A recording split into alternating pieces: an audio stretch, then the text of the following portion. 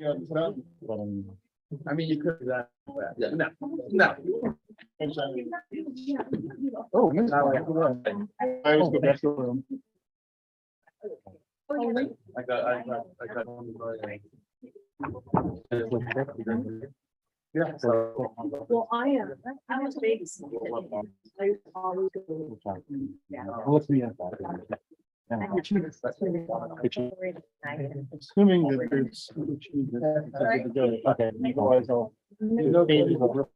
Fix it. Gee, sounds good. Appreciate it. I'm just saying. You're giving her the good share. For the gentleman. We also get. Moving. He is about to receive the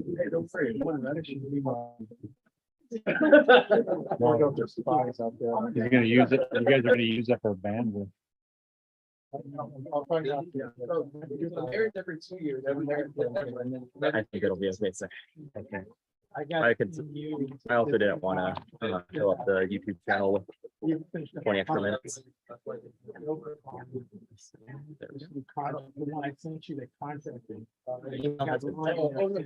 will set him up. Yeah, I know. Communication contract. I just got that finished. Yeah, I put in there, I got one in mind, two vetted, you know what?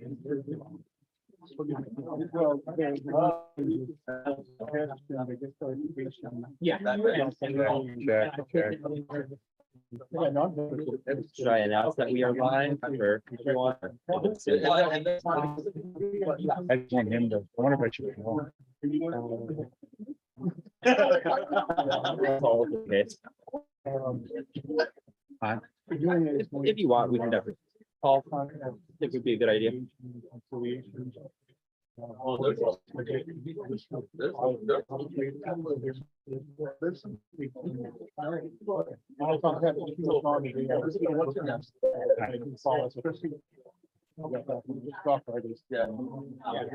got a lot of stuff. Like when I read, I wasn't gonna run. When I saw and. No. Good. Now I know. No, that's pretty. You, I don't really want to wait. I want to get. Yeah, no. There was like, who was the point? I want to wait for that. Get started. Yeah, I was so good. I want to get all that out. Yeah, it would be nice. We have concentrated on it, so we should get started. But It's recorded message. Hopefully, maybe I'll write down his number for you. If you Well, I have his number saved. Oh, yeah, that's right. Oh.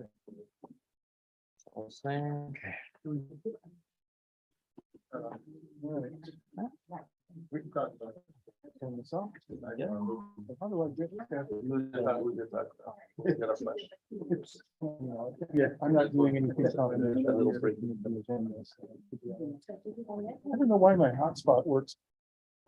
There he is. Very good. If we have a date on that, you want to put it on, we want to talk about it next time. Yeah, let's just. I know. Why is it kind of. Came in. Is he in? Yep, he is in, muted, and video off. So he should be able to hear us, but we cannot hear him. You control that? I do, or I can ask him to unmute. Okay. Somewhere in the 6 8. Slow. He's up in Michigan, up the UP, up in Upper Peninsula. We can, eh? Can you see us? Yes. Oh, Larry, could you give us a wave if you can hear and see us? Yeah, I can see you guys fine. Can you hear me? Okay, perfect. Yes, I can hear you. I am going to put you on mute for now, and then unmute once item comes up. That is all right. That's the way I'm gonna start doing that. Should I talk about this level, or should I talk louder, or how should I do? That is perfect level. Okay, we got 10 seconds.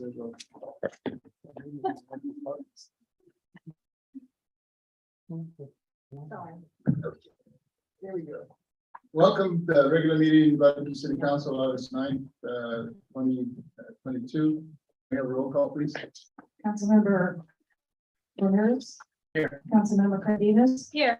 Councilmember Costa Junior. Here. Councilmember Robles. Present. Mayor Julian. Here. Will you jointly stand for the pledge of allegiance, please?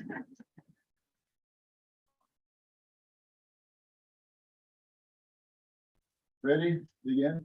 I pledge allegiance to the flag of the United States of America and to the republic for which it stands, one nation, under God, indivisible, with liberty and justice for all. Thank you. Next item is agenda review. Is there, at this time, is there a council member or staff that wishes to change the order of the agenda that we have before us? You good? Okay. Okay, we'll go to item 4, presentation, San Bernardino County Public Health Department, Animal Shelter and Field Services presentation. Welcome.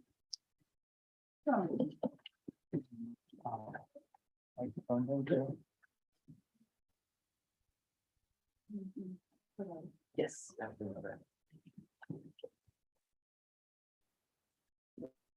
Okay. Good evening, Mayor Julian and council members. And you are? Oh, you're going through, go ahead. Sorry. Okay. Great. Good evening, Mayor Julian and council members. My name is Paige Batson and I'm the Deputy Director for the Public Health Department.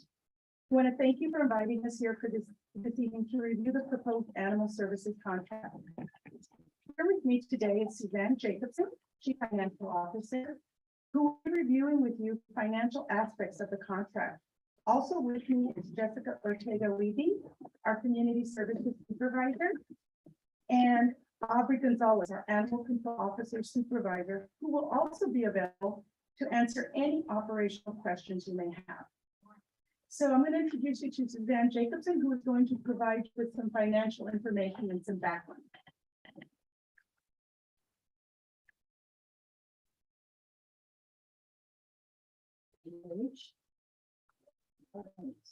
Get a little organized here. So on this slide, and I wanted to mention that we provide hard copies for the council members, and also, there's some there for the members of the public as well. A little bit of background to how we got here. May 18th, 2021, we were asked to attend the County Board of Supervisors, and we went with the city contracts for the year that ended, which was fiscal 21-22. Directed us to work with MGT Consultants, develop a full cost recovery set of scenarios just based on existing county costs that would eliminate 2 different areas of support in our animal services contracts. One from the tobacco settlement and one from just general county funds. On April 19th, we received the contract consultants report. On April 19th, the board reviewed that report and decided to continue the per capita methodology for the allocation of animal services net costs.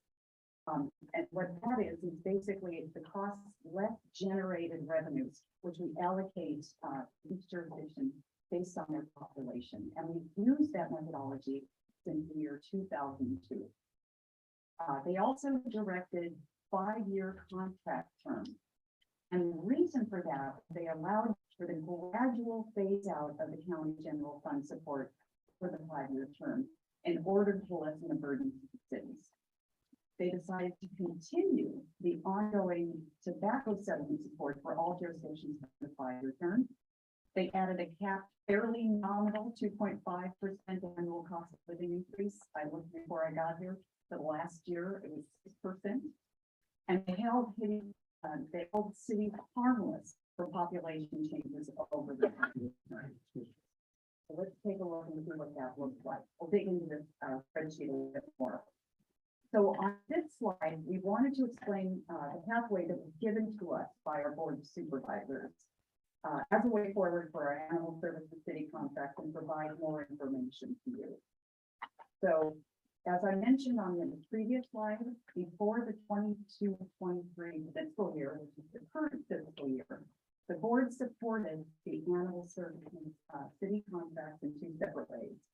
An allocation of general fund and an allocation of tobacco settlement dollars in roughly the same amount. And as I mentioned, our direction from our board of supervisors was to bring a consultant report to them prior to allowing the cities to see it, and they wanted to review and give us direction prior to reaching out to the cities. They wanted to give us the path forward. Therefore, moving draft, you'll see that the beginning contract amount, I'm not going to try to use the pointer on this because I'm sure I'll do something wrong. The beginning contract amount that you'll see in the prior year contract amount column.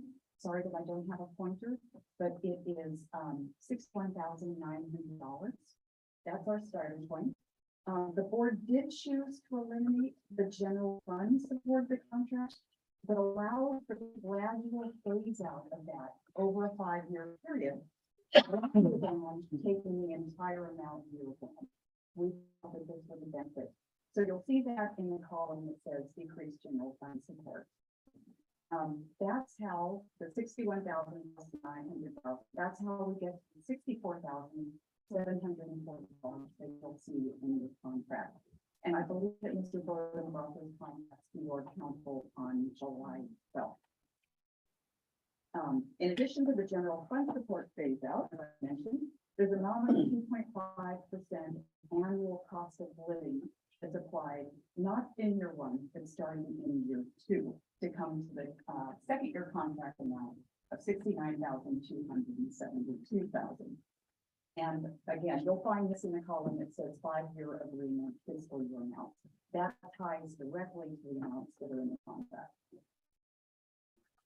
Some additional information that we feel is helpful and important for you to know is that this contract allows for continued county support in the form of both general fund, and what I'm talking about now is the box on the right-hand side. In the color copies, it's in green, kind of green in the projected part, but I'm talking about that now. So even though the board directed us to phase out general fund, you'll see that that is phased out gradually over the 5 years, allowing for an amount in each of the years of the contract in the final year. In addition, the tobacco settlement support is still available throughout the contract in the amount of $13,900. So we wanted to be sure that you folks knew is that with this contract, there is $28,400 of continued general fund support, an additional $69,500 of tobacco settlement support. So an amount of total county support of roughly $97,900 for the 5-year period, and you'll see the annual amount there, $25,260, gradually down to $13,000 tobacco settlement out. See here, next slide. Okay, so just quickly summarizing, wanted to provide a slide what we feel the benefits of the Board of Supervisors action on our City of Guadalupe and the service contract. And as I mentioned before, local general fund annual support is $14,200. Isn't taken all in year one, but it's phased out over 5 years at $2,140 per year. The tobacco settlement amount annual support of $13,900 remains throughout the 5-year term. The cost of living annual increase is capped at 2.5% over the entire course of the 5-year term. And there is no adjustment during the 5-year contract term for population growth. So essentially, what you're seeing in the contract for the 5 years is what the amount of the cost will be of the entire contract for the next 5 years. So at this point, I'll turn it back over to our page back, and I believe you want to talk about services. Okay. Thank you. All right. Okay, In these next few slides, I will be providing you with a brief overview of services provided to your city. This first slide speaks to total live intakes. The chart to the left, again, I apologize for no pointer, represents total live animals collected from Guadalupe annually from 2019 through mid-year 2022. The chart to the right indicates species types such as dogs, cats, rabbits, and other, which represents species such as birds and wildlife.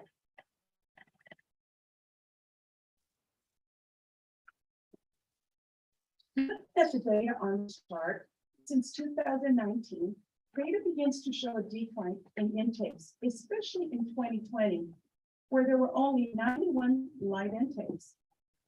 We attribute this decline to the pandemic. In 2021, we begin to see a small increase from 2020 as communities were beginning to eat out of the pandemic and folks were returning to work and lives were beginning to normalize. Based on the first 6 months of activity of 2022, we do anticipate that live intake numbers will be closer to the 2019 levels. This next slide speaks to total live outcomes. The chart to the left depicts total annual outcomes in Guadalupe that were either returned to owner, adopted, fostered, transferred to a rescue, or returned to the wild. As you can see, live outcome numbers have remained stable throughout these years.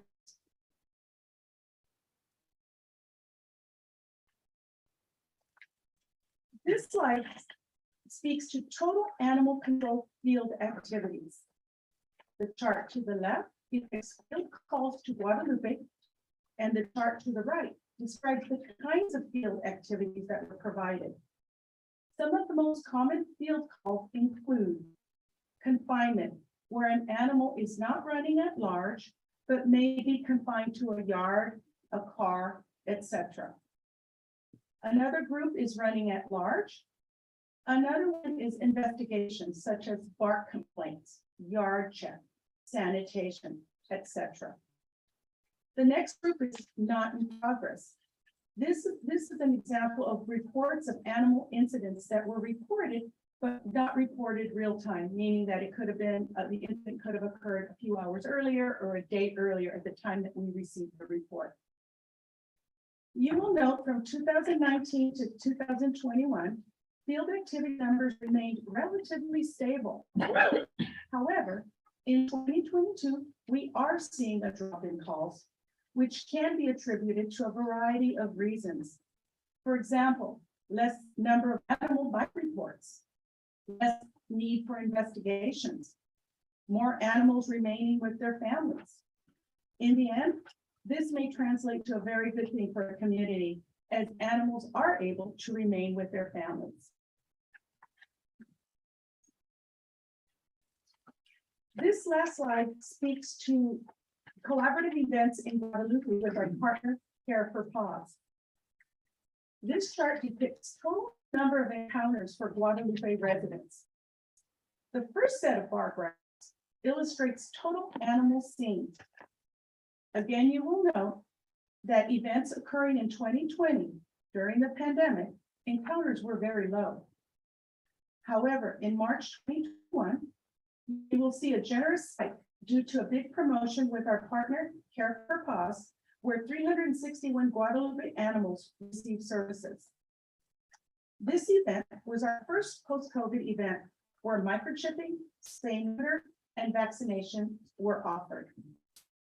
So the next three sets of bar graphs break down a total of specific services such as licenses, microchips, and spay and neutering. The last bar graph to the right depicts total vaccinations administered for each event in Guadalupe. As you may be aware, on August 7th, Care for Paws and Santa Barbara County Animal Services partnered to provide Guadalupe with a pet wellness clinic at your fire station. Data on services delivered is pending. Another pet wellness clinic is being planned in November, date to be determined. This concludes our presentation and we are open to answer any questions. Thank you. That's a question. Council? Okay, you want to go left side? We'll go left side. Do you guys have a regular date when you guys come out and visit where there's non-calls? I'm going to ask Aubrey Gonzalez to speak to that. You're talking about field activities, right? Exactly. Okay.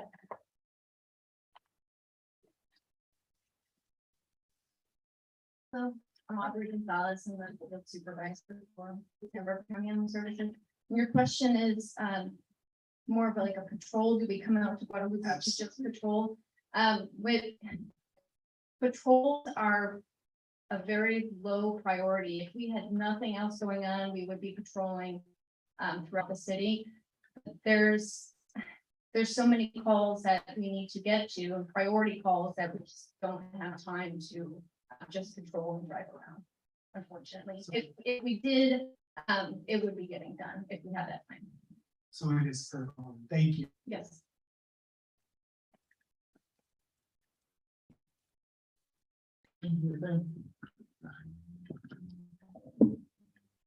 This is probably a question for Ms. Capone. Mr. Wallace? Yeah.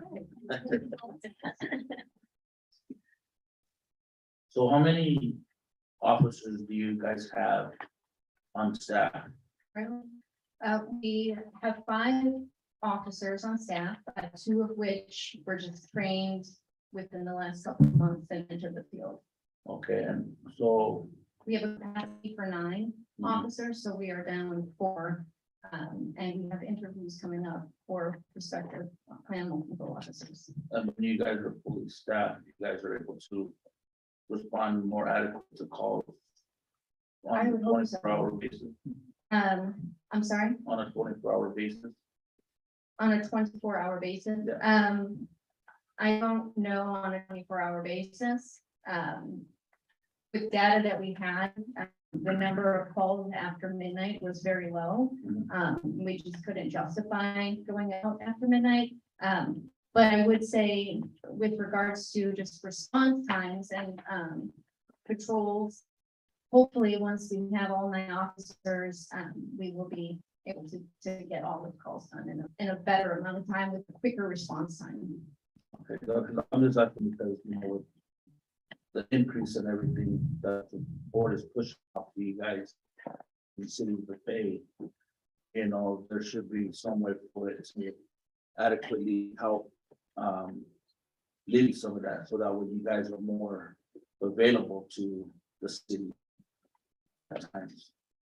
Councilmember, I just want to add that I'm sure as every industry has experienced due to the great resign, we, as everyone else, has had a lot of difficulty recruiting. We are super excited because we do have individuals that we are currently interviewing and we hope to get on board.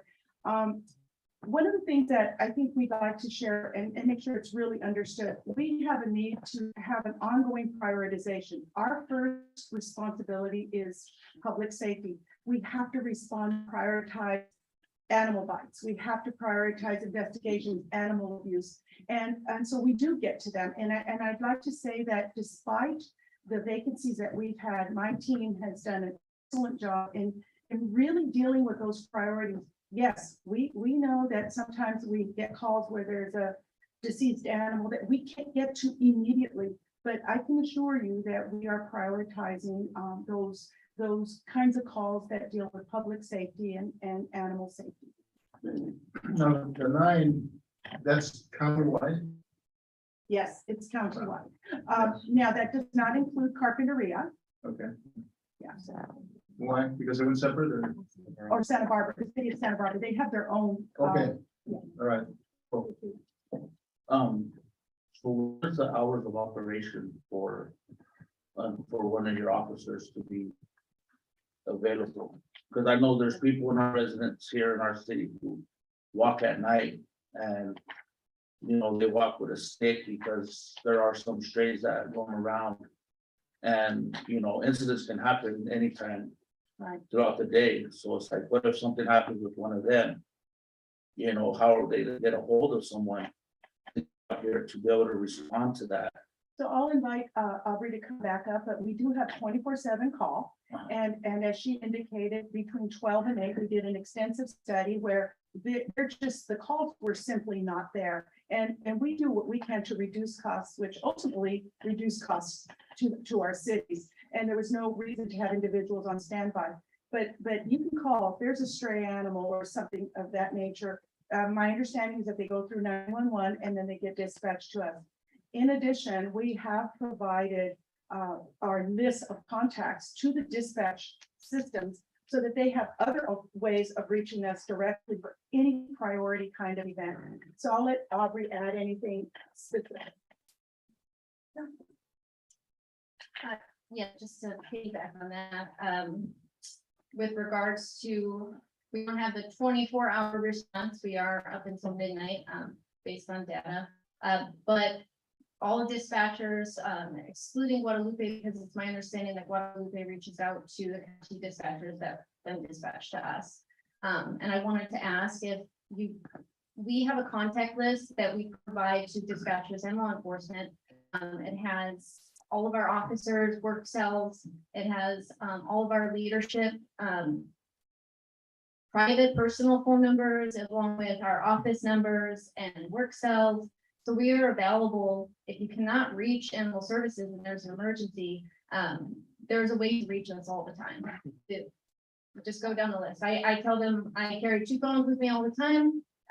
If you can't get in touch with an officer, if you can't get in touch with somebody at the shelter and you have a true emergency, call me. If you can't reach me, just call the next person in line. So with regards to your question about stray animals after hours, we also have, it's just a stray animal, just somebody observes a dog running at large. Obviously, our office is closed after 5 o'clock, but they can also make a report online. And we can follow up. That would be that not in progress that was mentioned earlier.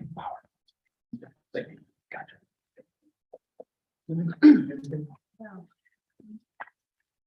Quick question. I believe there's an advisory council, or have you established an advisory council for this? Yeah, we're really excited to have established a very, very recent advisory council. We meet on a monthly basis. We've already had two meetings, and it's really exciting because what we have is stakeholders, individuals who are really very invested and concerned about what animal welfare, animal care, animal services, and we are looking to them to provide us input, guidance. They don't set policy. They simply advise us, and already we're getting off to a really good start. And I'm anticipating that a lot of good things are going to happen. And again, they don't set policy, but they will be advising us. So it's exciting. Thank you. Can someone still join these advisory council? Like, is it open to any of our residents that want to participate? So they are public. And Okay. so if you go on our website, you can see I think it's a Zoom link. You're able to join and listen in. We do allow for the last 15 minutes for questions. So please join us. And we do publish our minutes, our agenda. So we welcome any input and invite you to join. Okay, yeah. Can anybody, residents, want to sit on the council? The council members have already been selected. What we did prior in setting that, we did a wide search. We put things on social media throughout. We just blasted the community to see who wanted to participate. We asked for applications. We scored them based on experience. We really wanted to have stakeholder experience who can really advise us. And so, yeah, I think we have, don't quote me, but I think about 40 applicants. And so I don't think we have like 6. Don't quote me on the number of are on our council, but feel free to join us. Okay, and so you said it's on your website, the meeting, the stuff is posted? Yeah, everything's there, minutes and how you can zoom in and participate. That's the public health department or? Yes. Okay. Yes, sbcph.org. Okay. Yeah, Suzanne is saying we can send Todd, we can send you a link, and if you can share it with the members, I'm happy to do that. Thank you. You're welcome. Anything? Yes. No. It's coming from Ben. There we go. All right, so kind of jumping off of Lily's point on the coordination for the council. So as the costs are increasing for the cities at large and having to pay, is there an opportunity to be able to have more representation for the cities? Like, I understand that there's an advisory group now that's happening for kind of like community at large, those kinds of things, but is there an opportunity for cities to have a higher stake in things? Because I'll be honest with you, I think regionally, Guadalupe is super disadvantaged, just regionally where we're located. Media blasts, all those things, they help. But for us on our local community, what we've seen really work really well are things like publishing within our water bill, or word of mouth, or sending it to our nonprofit groups, things like that that are a little bit more tangible, as opposed to being reliantly just on social media.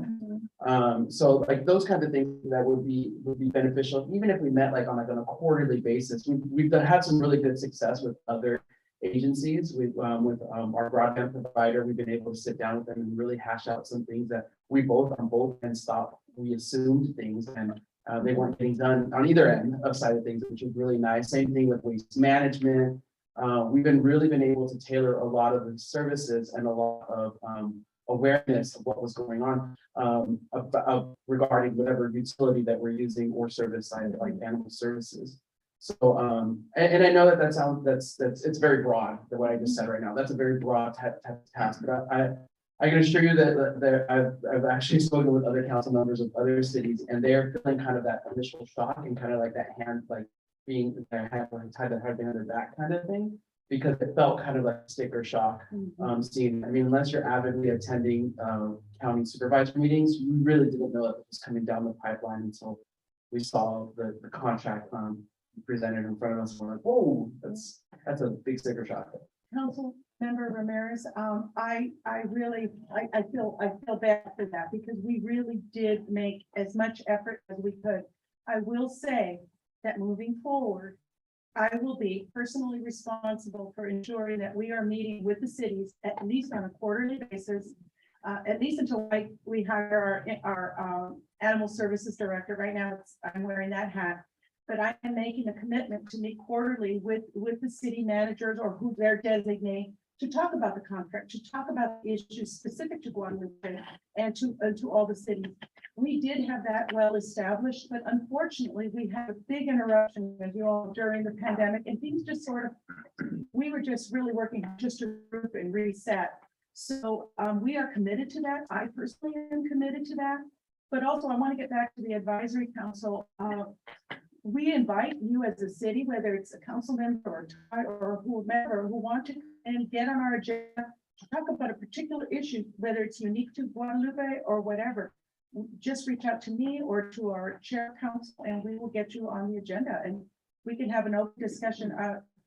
Transparency is big for us. We're trying to make changes. We're trying to be focused on the community. What are the community needs? And we're hearing it and we understand the situation. And I do apologize for the sticker shock. And perhaps if there had been more communication leading to that, it wouldn't have been so much of a sticker shock. And then the other question would be, and this would be a little bit more towards like the financial side of things, so maybe you might be able to answer. What kind of grant opportunities do we have to be able to help kind of alleviate some of these costs? Because I'll tell you, if you took a peek at our budget before you came, we're on the skin. Like, we're literally balanced. $400 is literally the wiggle room we have for this next fiscal year. And so things like this, where it might be like a 2.5% cost of living, where it's like we appreciate that it's going to be the same throughout the time. That it's going to eat up $400 in no time. Like. Well, we understand, council member. Thank you. The department, which houses animal services, has a grant team. So one of the things we do is we actively get on sites, and our animal services program has been very active in seeking out grant opportunities. mostly around, like new services. However, we will turn that focus to see if we can, get more operating grants as well. One other thing that we're very interested in looking at is, really beefing up our donation program. Most people don't want to give money to the government, but I think if we say this is for animals, we think we could be much more successful. So we're working at ways to defray expenses all the time.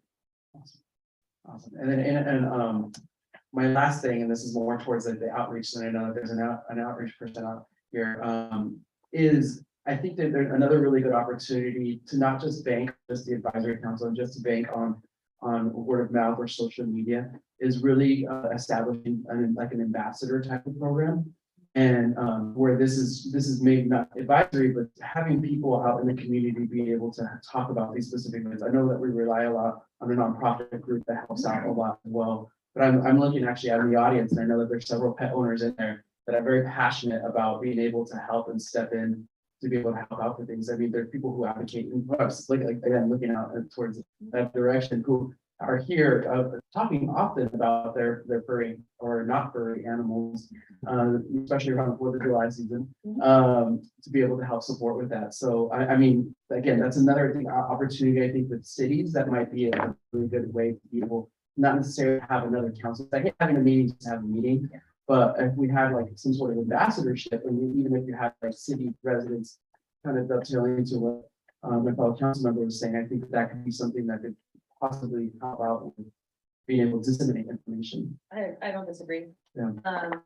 And that's something we've discussed internally, especially as our vacancies fill, we hire our new outreach coordinator and we kind of merge community services and outreach together, is how we can better serve the cities and the community about being out and doing more walk and talks. And we used to do the licensing canvassing program, but then we kind of did it's more of a, hey, what kind of services do you need? What veterinary services do you need? Or, hey, there's your microchip up to date, register it right here on the spot. So those are some of the things I actually talked with Ms. Van this morning about expanding and moving forward and doing that. I think it's a great opportunity. One of the things that's my favorite is you guys used to reach out a lot. There's some change to Ron, I think was his first name I used to work with a lot, and he would help put me in contact with the right people, because we would like to send things out to you guys' utilities about the firework campaign, how we can work together. Our events, I know Care for Pause, we kind of lean on them a lot, but like your guys' law enforcement day, at Oklahoma Park, we used to love coming out there and doing games and talking more education and services for the community members. So if you have that, please reach out to us. We want to help. We want to be here. I just think there's been that part as we come out of COVID, we're reestablishing who's doing what, but an ambassador program is amazing. So you can reach out to one of us and we'll work with you guys on it. I hope I answered the question. You did. Yeah, I think that's all I got for him. I have a couple of comments. And I mentioned Care for Pause. They are, over the last 2.5 years, they were participating in our food distribution program. Sure.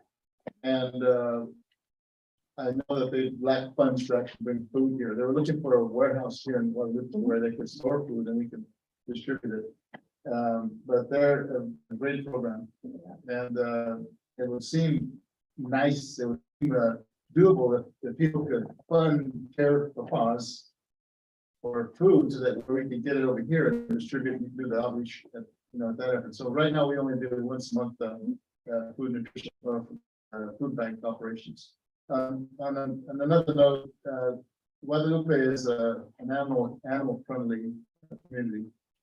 Several of the council members received emails, which were part of this minutes, regarding the support of this program, because it's an important one to a lot of folks. So that'll be made public. That'll be in our minutes.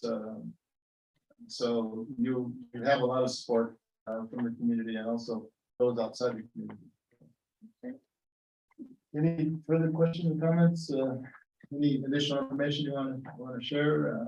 I always like to share the work we do with Care for Pause. So to support them, we actually have standard funding in our budget, and so we collaborate with them all throughout the year and break up the budget to help with the events. So for example, like the spays and neuters that were done on Sunday, Animal Services contributes the funding to Care for Pause and donates something so they can continue to expand their services. I know you guys saw over 105, don't quote me, the data is still raw. I just reached out to one of our staff members who was here, and said, you guys had 105 animals coming through, we did 14 space and neuters, we had a ton of licenses, so we support care positive in which way we can, we work really collaboratively. We agreed it would be nice to hear more with the food pantry stuff, they just received over 12,000 pounds of a donation from a donor in LA. We're actually storing it in our Lompoc facility right now, but that'll be distributed, and so hopefully we can work together with them to come out here more often, but they're one of our strongest partners. And love working Well, they're with them. good. The stuff is good, so. Any questions, comments? I guess next steps would be, Bring it back to, Yeah. on our agenda to look at it. Yep. Stetson, do you have any further closing comments? No, we just thank you for the opportunity to allow us to present, answer questions, and I do look forward to meeting with you on a quarterly basis. Hope to see you at our advisory council meetings and definitely Councilmember Ramirez. I think there's a lot of opportunity to do some community work out here, whether it's with our partners or if it's part of the food pantry program. I think there's a lot of opportunity.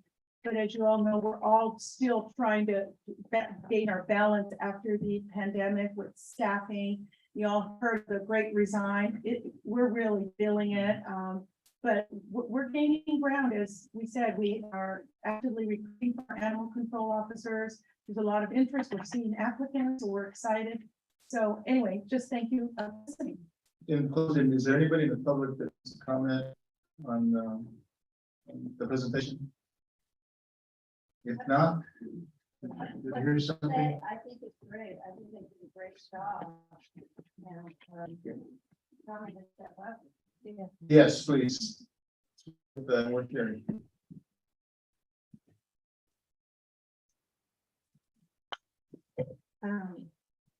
Hi, I'm Jeannie Mello. I think they did a fabulous job. I myself have rescued 42 dogs. And thank God for them, because otherwise I'd have my yard filled with dogs.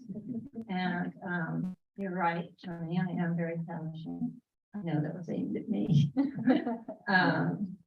In any case, we do have a problem, I think, with a lot of strays.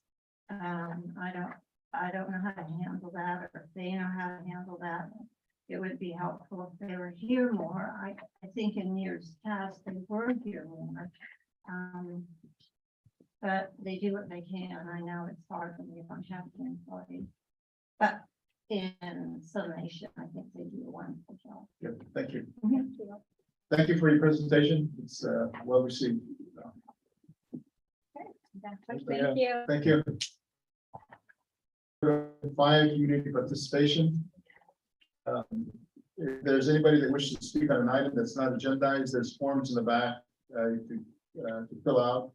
And the first person is Virginia Navarro, Anna Ariola. Ladies. Hi.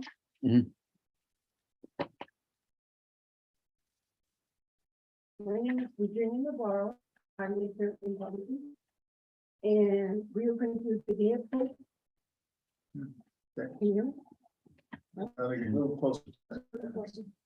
Okay. yes. Okay. My name is Virginia Navarro.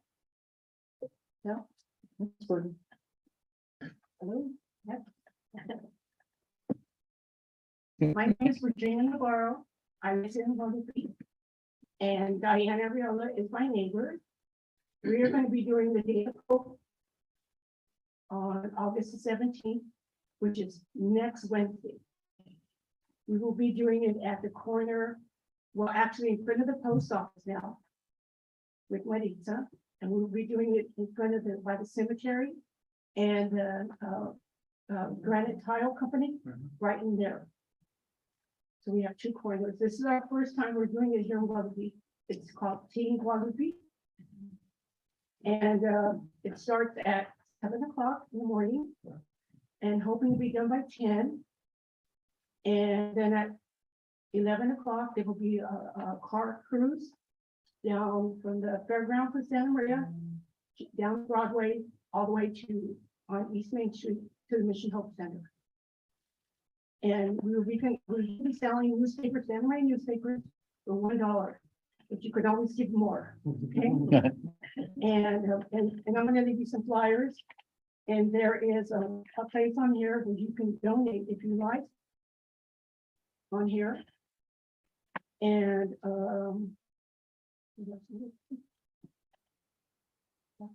and Diana's gonna be helping, she's my captain on the north side of town. And I will be on the south side of town. And all together, we have like 15 people that are gonna be out there. So if you see us out there, stop, grab a newspaper. There is supposed to be an insert in Spanish in the newspaper. So this is our first time we're doing it here. This is the 9th year. I've been doing it 8 years in Korea. And I'm like, last year, I'm like, why don't we do it here in Guadalupe? We never have. So this is going to be our first year. And hoping we can just keep it up. And as you know, all the money goes to the Mission Hope Center to help. And we all have somebody that is a family member or friend who has had some kind of cancer. So the money stays there in our local Mission Hope. There is a program with the Mission of Hope. If you have, if you don't have money to get to your chemo session, if you don't have money to pay your gas to get to the center, there's a program you can apply for. It will give you money, and the money comes from this. Okay. Diane, nothing? Hi. My name is Diana Ariola, and it's nice to see faces with the names I've talked to. I think Shannon and I don't know to you. I want to thank you, Chief, for allowing or making the arrangements to have our sites in town. I am pleased and blessed to say I'm a fighter and I'm a survivor, and I want to be an advocate for one. There are a lot of times families don't know where to go, what to do in times of need, and we need to get out there and help those that are having those problems. But I lived in Guadalupe just about all my life, but you know that is so. So I want to do whatever I can for Guadalupe, and I think this is a stepping stone for this particular project. So I hope to see a lot of you there. Just pass on through. Don't throw anything. Just pass on through. Just throw my thing. Thank you. Thank you. Because, thank you. Thank you, guys. Next person, Kelly Gable and Jeannie.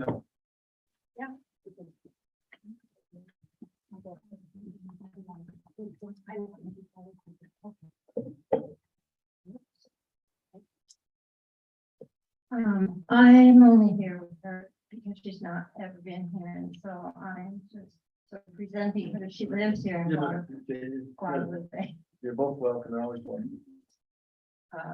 Anyway, so Kelly wants to talk to y'all about H2A workers.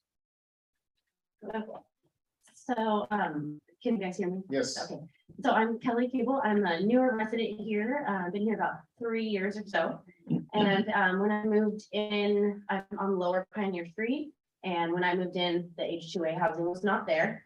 So when I bought my house, I was not told about it. So I was a little bit upset that wasn't part of like buying. I thought, you know, things were disclosed like that, but that's okay. It turned out to be very pleasant. They're actually very quiet and respectful, and I'm very happy. However, there's been some recent disruption that has never happened before.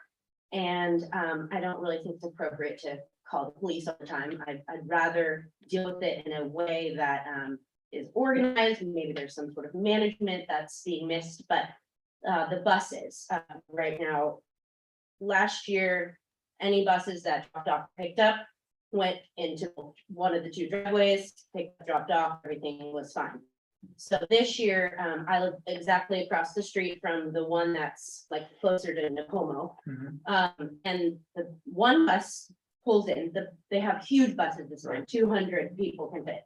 So lately, the buses are literally parking right in front of my house and my driveway and letting off anywhere from 5 to 50 people, which isn't really that big of a deal to me. But my dogs really freak out with 50 males sometimes walking kind of almost up in the driveway to get out, and then a ton of mud. But it wasn't like that before, so I don't know why they all can't pull into the driveway, or even if they come in from the other street, they're facing the other direction and drop off on their side of the sidewalk.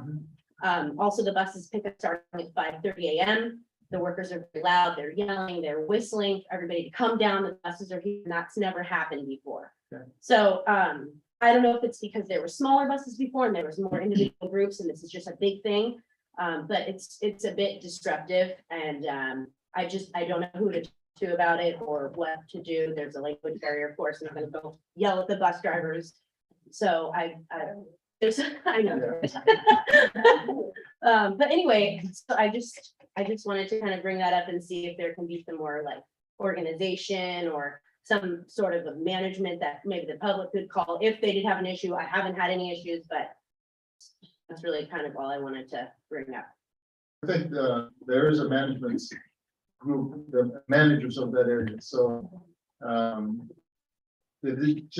know that there's probably the tail end of the peak season. Has it started? Did it start? So it's usually April to like the end of November. From December to like March, there's nobody there. Mhm. So that's kind of nice. But yeah, usually they're very quiet Right. and not on even our side. But as of this last month or two, they're just all being dropped off in front of my house. And Okay. I just don't understand why that's different. And why they can't just, because another bus does it, pulls right in, lets them out the driveway, in their own driveway. Right. And so, Okay, yeah, I think the staff here, so do we, okay, so we'll make some connections with the management system then. okay, thank you. Thank Yeah. you, Chief. Yes, if, sorry, if it's possible, you could contact my office tomorrow. The management company, they're very receptive to any kind of issues. And if we let them know there's concern, we'll definitely work with this. Okay, They definitely shouldn't be in her driveway. That's her personal property. Yes, ma'am. Okay, well. I have to repeat. I was at your beck and call today on a call center. Yeah, You're good. thank you. Thank you. Thank you. Is there any other individual, one individuals that request to speak on an item that's not on the agenda? Okay. Hearing or seeing anything over item 6, consent calendar. Is there a council person who wishes to pull an item? The right this time. I'm bringing it again later. I can pull right in here. I don't know if Nicole, is Nicole in there? Is that you, Nicole? with the mouse? Yeah. Okay. Put you on the spot. Is there a motion to approve the balance other than item F? And the consent calendar? I'm looking to approve the balance of the consent calendar minus item on there. Is there a second? I will second. Any discussion? All of those in favor of the item, the consent calendar, say aye. Aye. Those opposed, all ayes. Nicole, can you come up? They're not, of course, yet. I haven't seen an update in terms of the number of participants. Do you know how many participants? Maybe Lily knows that. I think she's on the. Yeah, I can definitely cover the information. Okay. We currently have 18 clients, and 8 of which have graduated from the class successfully. And we are going to be starting a second round of classes that is wholly Spanish based. We are working with the Women's Economic Center on that. Okay. What impacts do you see at this point? Is there? Our clients definitely feel more prepared to open their businesses, start their business ventures. I've been seeing them weekly to really prepare them to turn in their applications and be ready to open their doors. And how's the outgoing loan and grants work balances? Is there, when you have that information? We're currently doing grants and not loans. We anticipate loans in the future, but the grant amount is up to $10,000 per individual. Okay, what's in the bank? What's left in the bank? Currently on hand, we have not given out any grants yet, so. Okay. And according to this, we're looking at loans, so. Yes, that should, so we have loans, but just given the fact of the program and what it would entail, that we don't have the staff or the time to process that, and also a lot of these participants were actually looking for more of like a financial relief Sure. from COVID. Some of them had, I know, you mentioned bills that had just piled up through COVID. So we made the decision to just move away from those just for this year, for this round, and have more of a grant program financial assistance. If they finished the technical assistance program and the classes. Okay, And then now they can apply for the grants. okay. That was easy, wasn't it? That's all. Thank that's all I had. you. Is there any discussion on it? Is there a motion to approve that item? You know, Mr. Mayor, if I may.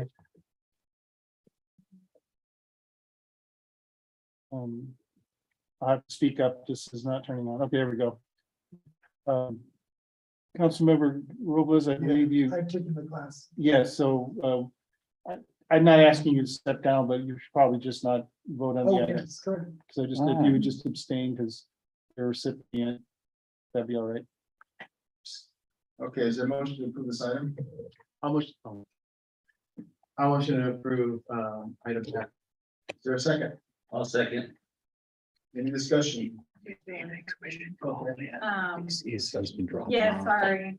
Mm. It says LAP Sure. and actually it should be MAP, where the micro enterprise advisory council Play it by ear. On which document? on the report. Or it's On one the social actual documents that may be able Yeah, to- not on the, if it's our- not on the, actual guidelines. The guidelines are correct. But I just wanted to know that before. The resolution's okay? The resolution, let me double check. Yeah. No, I think we're, It's MHC, yeah, we should be done. No correction necessary. Not on the Okay. resolution, no. Okay, there's a motion on the floor. Any further discussion? All those in favor of the motion say aye. Aye. Those opposed or abstain? Aye. Say you're opposed. I abstained. Okay. Thank you. Thank you. Okay, city administrator's report, information only. Yeah, thank you, Mayor. I received an email from Melanie Becker regarding a free vision screening and free recycled eyeglasses to be held at Mary Buren Elementary School from 8 a.m. to 2 p.m. on August 13th. And I'll pass out the flyer and we'll post it on the website just for the public to know. And I will pass this out to you guys as well. Since you remind me that the little house or the community change says an event Yes. at the park on the 19th. At Libra Park. We'll get more information on that, but there's an event there. Okay. I think it's at Libra Okay. Park, but you got it here. Do something else. The Right, so there's that information. Okay, any questions of city administrator? One more item.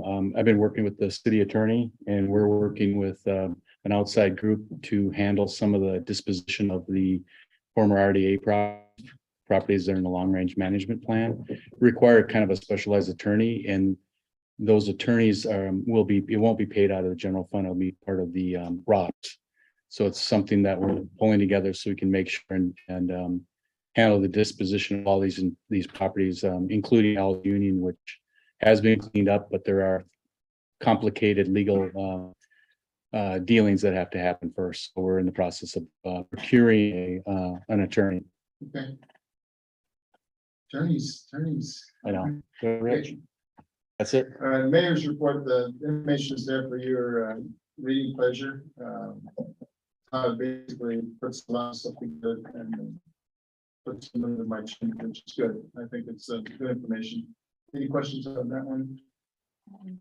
So if not, we'll go to item 10, public hearing to consider. Chief, Oh, Chief, yeah. Darn it, huh? Sorry. Get on your heart. Okay, all right. Sorry, Chief. Good looking down too. You got 20 minutes. You got 20 minutes now.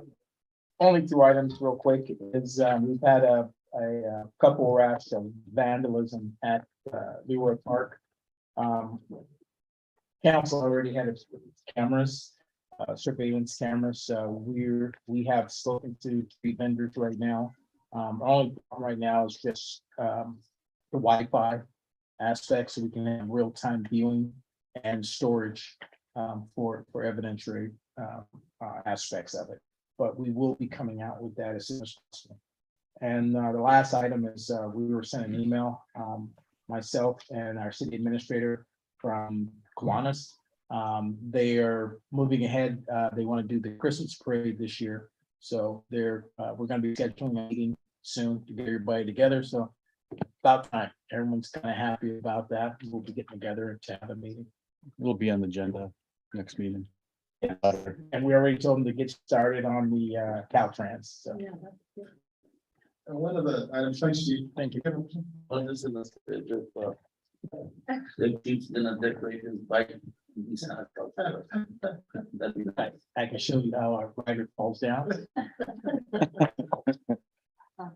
On in Leroy Park, we're working with the Boys and Girls Club of the Central Coast, of Mid Coast, whatever they're called now. And one of the items that they're looking at is providing extensive Wi-Fi and camera systems. And we need to connect with them so that we're covering that area. It's sad that you have to build a new building and people are trying to one person out of 8,000 or 2 people showing property. So thank you, Chief. That's it. Yes, sir. You had 7 more minutes. So. Good. All right, now we'll go to public hearing to consider 2021 9. Put my glasses on. 047 PA use determination wine tasting and event center facilities within the general commercial GC zone district. And Mr. Appel. How you doing there? Good evening, Mr. Mayor, council members. Good evening from Wisconsin. Yeah. Let's see how. Awesome. Hopefully this Zoom will stay together and I can make my presentation. If not, we can switch over to using the telephone the old-fashioned way. So just let me know, wave your hands if things aren't working. This zoning determination is being requested by Brooks Van Wingerden, and she owns property at 945, and then I wanted to correct, it's 941 Guadalupe Street as the secondary address. She and her husband are wanting to bring new businesses to the downtown area by developing 2 different uses adjacent to each other. First, wine tasting, and second, a business that would be for special events. Staff believes that the zoning ordinance should be flexible and allow these uses within the city. And we're recommending that the city council find these uses appropriate within the general commercial zone, as I'll explain.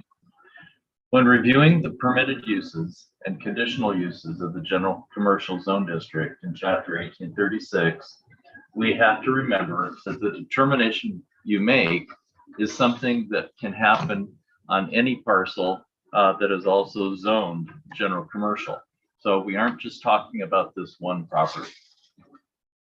Under wine tasting, the existing uses are similar, which are allowed by right, include restaurants, grocery stores, and entertainment.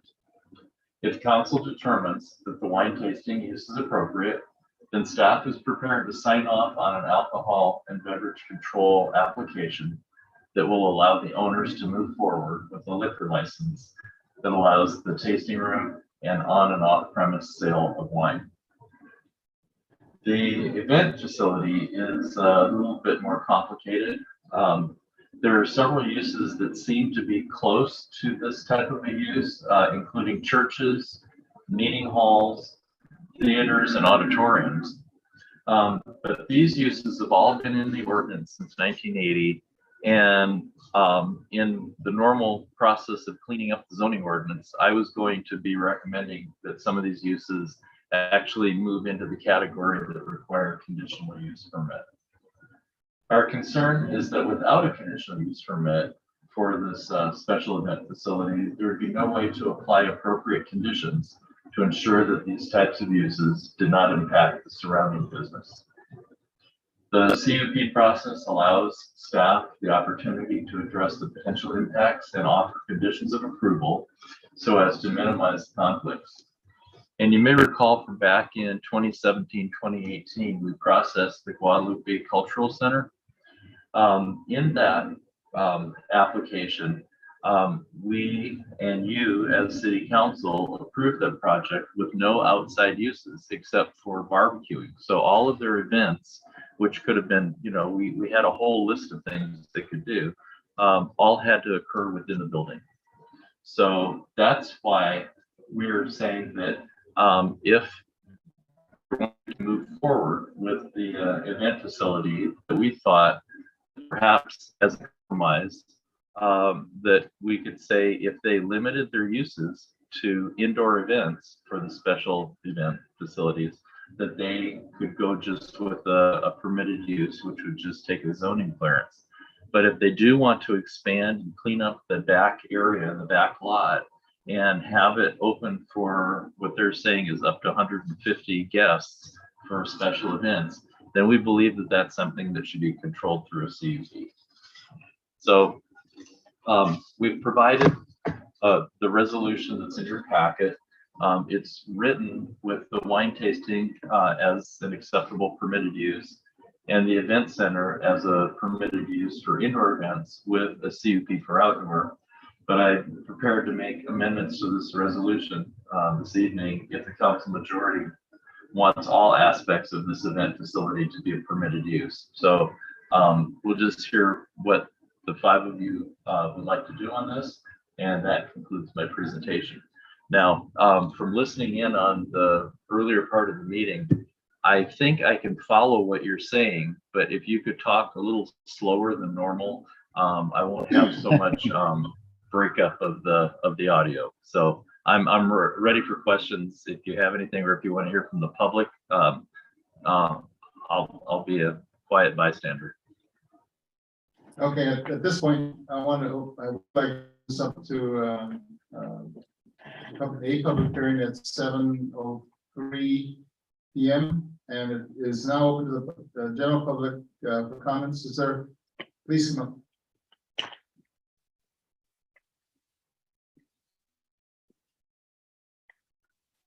Good evening. Good evening. Hi, Larry. Nice to Hi. see you in person.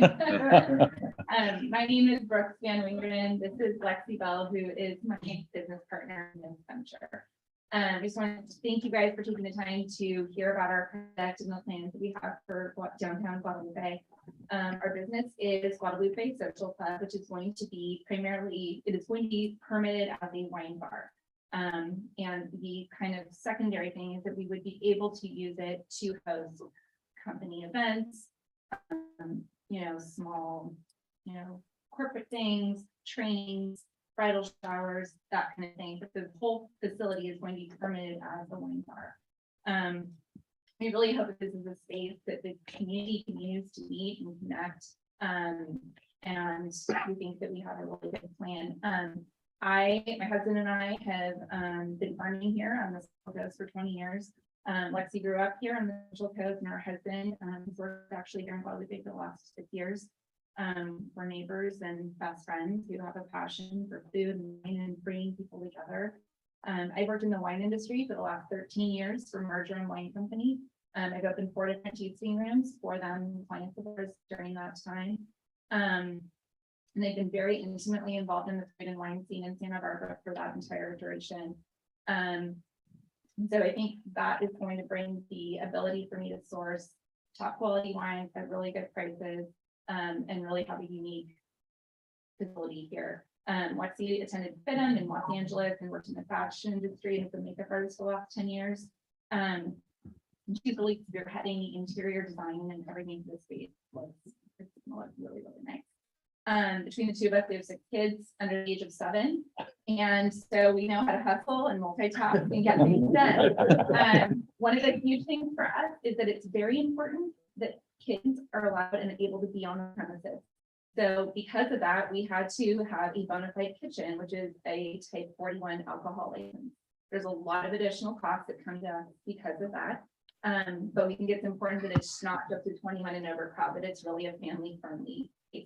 COVID really changed how people wine taste. It's gotten to be very expensive, reservation based. There's not a lot of places for you to bring and just hang out. It's very formal. You come at a time and you sit and you leave. We want to change that. We feel like the purpose of the downtown district is to provide an area for the orderly expansion and development of the business district. We feel that part of the code allows for an eating and entertainment establishment, and we feel that our business falls within that scope. And we don't feel like we should be subject to additional fees and paperwork, which are going to delay our project and cause funds to be diverted from the investment of our project to paperwork. I had called Santa Barbara and San Luis cities to understand their guidelines. I work for Margarine Wine Company. We have a tasting room in downtown Santa Barbara. We do events for up to 150 people, and we are not required to have a conditional use permit. We do them inside our facility as part of our general operation. If someone wants to come in and run it for a holiday party, they can. We feel like the license we have is what type of license that restaurants have, and they are not subject to a conditional use permit as well. We are going to work really hard to bring a lot of business to downtown. We really want to get the media going and really bring attention back to Guadalupe. We were going to prioritize using Guadalupe-based businesses for catering, staffing, cleaning, and all other services.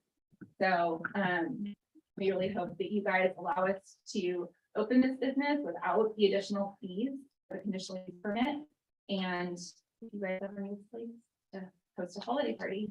Okay. So we're happy to answer any questions. I'll go council first. Go ahead. I don't have anything yet. Okay. Yeah. So Larry, the conditional use permit that you're suggesting is for if it were an outdoor use, not indoor. Yeah, whatever the building code would allow for them to have maximum occupancy inside the building, that would be allowed with the zoning clearance. And if they had any improvements to the building that required a building permit, they'd get that too. But the difference is when they move to the outside and use that, the example they used in their letter of application was that they might have events up to 150 people. And initially when we met last year, they showed some designs, really nice looking facilities that they were wanting to consider for the outside, and we're in full support of that. It's just that we believe that it should have some conditions on time and certainly on the number of people. We've asked for them to come up with a parking plan, so when they have so many people there, just like we did for the Red Barn, that they need to have a plan in place so that we don't impact the neighbors. Got it. Gilbert? Gilbert? Yeah. I'll go ahead. Okay, Gene. Larry, my question is, so what is the difference between them wanting to host events outside and like say Guadalupe Cafe, who has the sun yard to their facility that people could sit at and host events? I'm sorry, could you say that again, maybe a little slower? The difference between outside events and something else? Okay, so the Guadalupe Cafe has existing, that they have outside eating that is off on the side of their building where you can eat outside and host events. What is the difference between them for that in that general area and where they're looking at opening up and having an outside area Yeah. for people to have. Yeah. Well, restaurants have got so many seats that are kind of a fixed number, and we've not been asked to review any permits for the restaurants. Restaurants generally are approved with the zoning clearance, and the number of seats are based on what the fire department allows or the building code requires. So, you know, you can have outdoor seating, but like, I don't think they would have seating for 150 outside that restaurant, would they? You could get it, you could get them in there. It's big enough. Yeah, we have Huh. half an acre that we own behind our building. So yes, I talked to the fire department, and considering the size, we could have up to 1,000 people by code, which we would never want to do. So we would never take over that much. Are you finished, Larry, with this? Yeah, question? I have, I think I've answered that one. Go ahead. What is the CUP cost? Addition, A minor CUP, I think it's a $1,500 deposit. And so, you know, if you were, you know, we talked about processing in Santa Barbara County or Santa Maria and stuff, you'd be talking about $5,000 to $6,000, and you don't get that money back. In our case, because it is a deposit, it's only the amount of money that we need to get that staff report to City Council. So I could see this would be a very simple process, and it wouldn't take that full amount. and it's also time consuming to process that.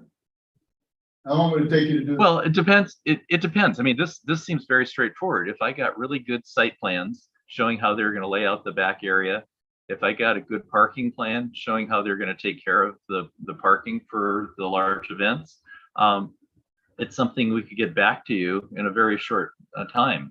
It would be exempt from CEQA, and you know, we've done these, we've crammed these things through in, you know, maybe 3-4 weeks.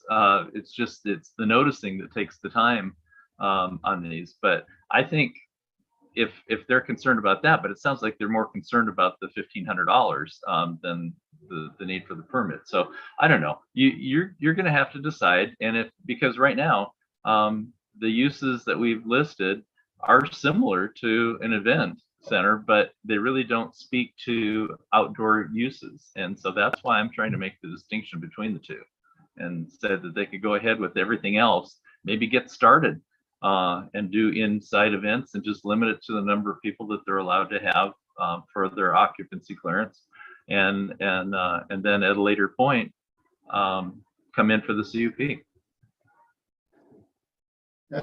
Thank you. I had a question regarding, you know, there was a trailer or a storage unit in the back, so that's gone now, so you go up, or is it still there? That's still there in our intent. We pressure washed it and are going to have that painted. Our intent is to use that for storage for our outdoor lounge furniture, so that we have a place to put it in at night. Since it's been there for years and years. Yeah. Now, how far back is I haven't seen the schematic. How far back does your property go from the back of the building to the? It goes all the way to the undeveloped road of, Toward the end of the. yeah, towards the, yeah. Okay. And our intent, that back parcel is not usable on it. Yeah. And so we would just be using, the initial back parcel. Thank you. So can I just respond Please. to a couple of Larry's things? Yes. Please. So you're right, the CUP is cost, but then it's adding in us figuring out the parking plan, which is gonna be rentals, or I don't know how we would do that. Our understanding was that wasn't required for a historic building like we have. And getting site layouts and plans. Again, that's hiring somebody to come in for us, and you know, an architectural review person to lay things out. I mean, I have sketches they aren't fancy, but I'm happy to show you what our intent is. But again, that's just more stuff that gets layered on us. And my concern is that then it's just gonna, keep going. And I think the other thing was start inside and expand.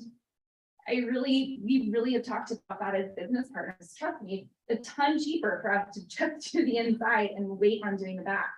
But we really want to knock this thing out of the park and make it a place where people come for the first time and they're like, wow, this is really cool. And that space is what takes it from being good to great. And we need that space to really build the publicity and the media to get this thing, get it on everybody's radar as a place in the destination to go. One of the items that we talked about before in the city is parking. There is parking.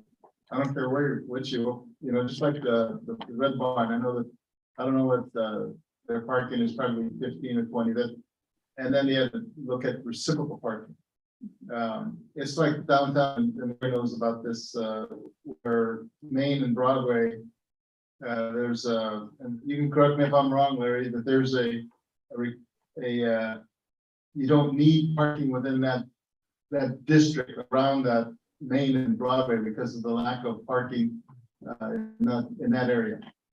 It's reduced to about a quarter of the normal parking. Yeah. I think we're even in a worse situation in Guadalupe. You have the far western that has a lot of parking area. The Veterans Building doesn't have a lot of parking area. There's no place in the downtown area do you have a lot of parking area. So I've always been concerned about putting a number on the required spaces based on your square footage. It's you can go with reciprocal parking agreements with someone that may take a while. On this CUP, Larry, if a CUP went through, you'd look at having a parking requirement. Yeah, similar to the Red Bar, they have a recorded parking agreement that has reciprocal parking with a couple of the different businesses that are not open during the hours normally when they have evening events. And then just one other thing is that they're mentioning not wanting to have to pay to have a site plan or floor plan stuff. Those are going to be required anyway as part of the zoning clearance. So it doesn't have to be done by an architect. I mean, you can have a draftsman, or you could even just cut out some graph paper and draw up something that we can see and understand where the different uses are going to be and where their structures and that sort of thing. So it doesn't have to be, really pretty plans from a licensed architect. We've accepted a lot of stuff on backs of napkins and that sort of thing over the years. Okay. Staff, any comments? I have one. Thank you, Mr. Mayor. The main advantage of a conditional use permit is, one of the advantages is from like a law enforcement or a code enforcement perspective. If there is a potential for conflicts and certain activities could cause problems, if it's permitted use, it just becomes a police nuisance matter. And then you have that process. But if there's a conditional use permit with conditions that, they limit the hours of outdoor activities or the size, or, have certain conditions to control that, then there's always the possibility that you could hold a CUP if there's a violation, and that just gives the city a little more control. I'm not suggesting that that's the reason, and I'm not suggesting that this particular project poses any risk of that. I just wanted to emphasize that's one reason that Mr. Apple and I agreed that we should present this as distinguishing from the other similar uses because of the outdoor component. It's not to say they couldn't have outdoor wine tasting and outdoor gatherings. It's just that they're renting it to people for weddings and things like that. That's kind of a different use than even something like the Guadalupe Cafe, which they have outdoor events occasionally, but it's not a regular basis where they have wedding parties and things like that. So that's my own comment. Thank you. Any comments, before I? Yeah. Comment? Yeah, I just actually wanted to say, first of all, I thank you for considering the opening of this, and I agree that like it's something that is needed for our town to be able to have something that's like driving by, like, oh, cool, there's this really cool spot that I heard about. All those things. The other part of it that we have to be made aware of, and we've had a struggle with this with downtown in a long time, is that we've had these growing pains about how do we effectively grow the downtown corridor efficiently, right? Like with the right infrastructure. And aside from your project, there are several projects that are happening around that specific area that are going to impact everybody altogether. So I think what the advantage is knowing is actually really knowing like how is parking altogether going to look like in the pieces of the puzzle as a whole, as a city, not just not like as a whole downtown corridor, not just specifically your project, but like how is your project going to look with the Royal Theater project? How is that going to look with the opening of cannabis? How is that going to look like with all those things all around it? Not that they're like complementary whatsoever, like in business structure, but there's still going to be people coming in pretty similar operating hours, at least for some of these businesses that we're kind of looking at during that time. And so I think specifically globally speaking, as a council, that's where I think the decision making for that conditional use permit is where I'm kind of leaning towards to be able to help out with that. And aside from that, there's also that we applied the same logic to a community-based organization that we have here as well. And so if we're able, I wholeheartedly believe that if we're holding our community-based organizations to a certain standard, that we should hold our businesses to the exact same standard. So that should be, that's something that I'm considering. So, but thank you for investing. Do more. Gilbert? He's thinking hard. Go ahead, Gene. Everyone's talking. Thank you for mentioning that. There may be a lot going on, just like the Royal Theater. That's not until 2027 that's gonna happen. It's gonna take a lot of years. The Far Western with the Dune Center, that's gonna take another 4, 5, 6, 7 years, unless they got a big a chunk of money to develop. You know, there's not other than those two, and I don't know anything else. There's dispensaries that are going to be in buildings, and they're not. You don't need a lot of parking for it. Just drive and drive out. This is an opportunity for us to actually do something in the middle of town that is different than what we have. It's not a Mexican restaurant, which is fine. I love Mexican restaurant. People come here for that. People may or may not like it, but we're cannabis to it, and then we even get the medical commodities there at the dispensaries. Usually with Los Alamos, there's a lot of interest in wine tasting and parties and events. We have there's a note, and this will be part of the minutes too. There's a letter from the Taylor Farms that talks about supporting your effort. You know, and I know Larry has many years of planning experience regarding Santa Maria, regarding requirements and CUPs and noise. It just seems to me that there should be a way that it's not going to cost you an arm and a leg to move through this process. And if you're talking about $1,700, it may not be a lot to some people. It may not be a lot to you, but it's going to require some establishing the rules and regulations of that. Is there a way, Larry, that if we approve it without a CUP, and I don't think there is, that we can go back and require a rehash of a CUP or conditional use permit of some type, where they can move forward on what they want to do. And if they're not working out well, that we could, that's I don't know, Phil laughing. No, I'm not laughing. I would like to answer that if that's all right, Larry. Sure. Because it's a legal question. If you fine, and it's within your ability. That's why this is before you. Staff was scratching its head like, we don't know what to do. We don't have anything in.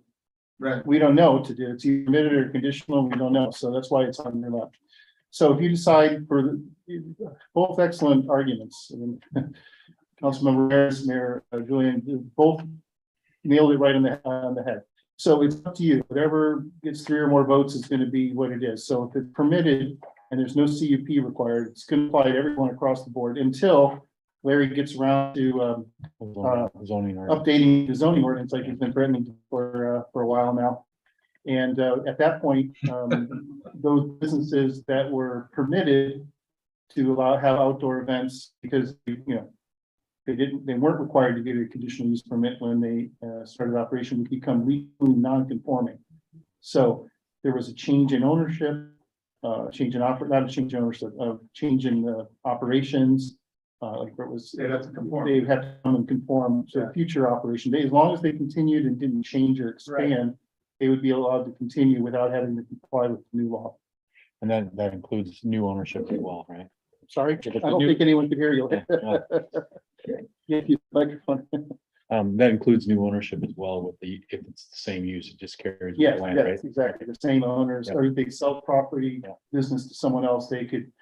That's not conforming. It's not conforming, but they wouldn't be required to bring it up to the current code unless they wanted to expand it or change it.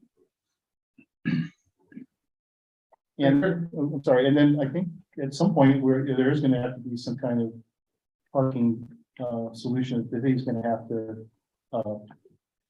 come up with, and so that the problem will be able to be solved in that connection. The parking is the main issue. We have a city parking lot there. We have the Memorial parking lot, sorry. We have street parking, which isn't always nice. We have issues with street parking this year at 11 o'clock at night. There's parking all the way down Highway 1. But we're stuck in terms of the parking period, and that's another issue. But I think that even reciprocal agreements with the Dune Center, with the Memorial Park, using other areas in terms of parking, but that's the item that we have to hit when we're looking at the future businesses. Can I ask you a quick question? Please. There's a large lot next to us that everyone seems to park on. And I believe the city owns part of that. No, the city doesn't own it. We own, the city redevelopment agency owns a sliver of that. And I think that belongs to the Landis family that owns that property. That larger piece of property.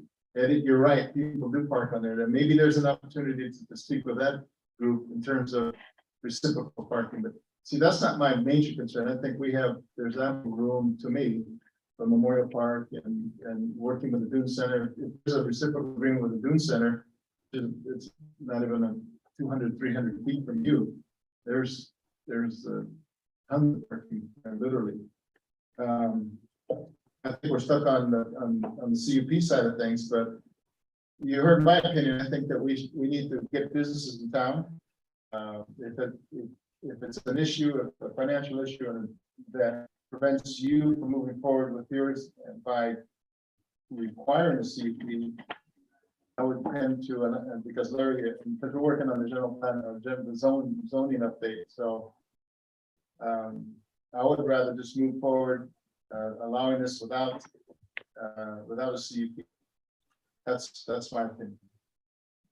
Could you clarify that? Is that for interior and outside? Yes. Okay. That's my opinion. We got 4 other people there that have opinions. So. Is there any further public comment from the public? Gustavo? Did you open up the public comment? It's open. Okay. Wide open.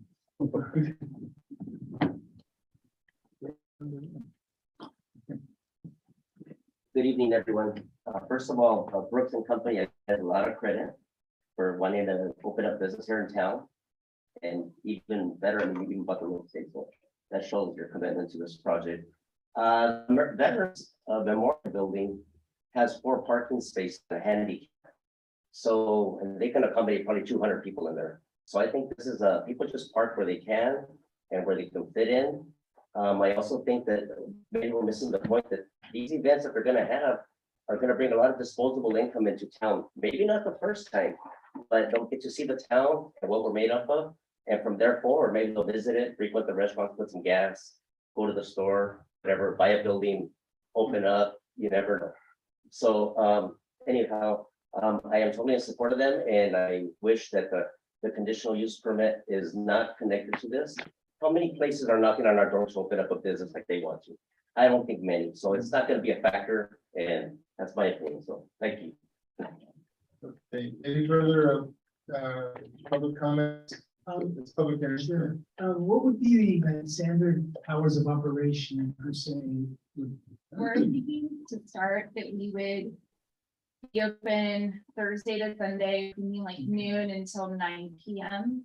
to start and kind of. Get your feet wet. Yep, yeah, keep the interest and then expand from there. In the future events that you would like to host, would there be like some sort of music venue, maybe possibly in the back or? I could be having, if we were doing, you know, wine tasting event outside, having some lighting and some music, I mean, Right. I don't. Yeah. Yeah, no, I just like Yes, to be there would be transparent. music. Yeah, and I mean, when I drive through the village of AG, Los Alamos, Orchid, they have ample wine tasting rooms there, and it seems to be a positive plus for each of those towns. It brings it. And I will say, I mean, I have gone out, my kind of focus for the people to bring into the tasting room are what I call the side hustles of winemakers. So it's the guys who are the winemaker for Tally. He has a side label. He's busy. He can't have his wine, you know, he doesn't have time to have a tasting room. Right. To be featuring those brands. So really making it a destination for people to come to for those things. I think, you know, from talking to other people, I've had 2 other people tell me, "Are you guys around about the day? We've always had such a cool area. We want to like if you guys go in and it's working, we want to go too." That's what most people say. Yeah. And we all know, like, right now, after 6, I mean, you can drive downtown, and there's ample parking everywhere, so, Yeah, there's not a lot of places that are open. yeah, it's a ghost town right now, It'd be nice to bring some life. much energy. Yeah. So, yeah, I think it's great. I mean, it's something great that the city needs, it's another piece of the puzzle. And, yeah, I really like the idea of them, this here. No, I don't drink wine. Maybe you'll try. We're gonna have your Maybe, yeah, I've never drank wine. I have a quick question. Do we require the cultural center to have a CUP? I don't have it off the top of my head. Yes. Larry, I didn't hear what place were you talking about? the cultural center, when they open their back outdoor space. Yeah, I'm sorry. It just keeps breaking up. I can. Yes, Larry, the cultural center, did that have a CUP, do you know? Oh, yeah. Well, they had a design review because of their zone district there, but we did have specific conditions that they agreed to that limited the numbers of people that could be in there, the hours of operation, and they had a recorded parking plan. What, was that through a CUP? There were no uses permitted in the outside for that, except for barbecuing. They had to stay inside. They could come back to city council and amend their conditions if at some point they want to start using the outside. But right now, the condition says that they can only have indoor events. So was. So what's the condition? And can you hear me okay, Larry? Speak into this thing. Okay, can you hear me okay, Larry? Yeah. The question was, conditional use permit required for the cultural center? And I think you said a design review was, so it's a slightly different application, is that correct? Yes. So it wasn't a condition. Was It was not. not a condition, yeah.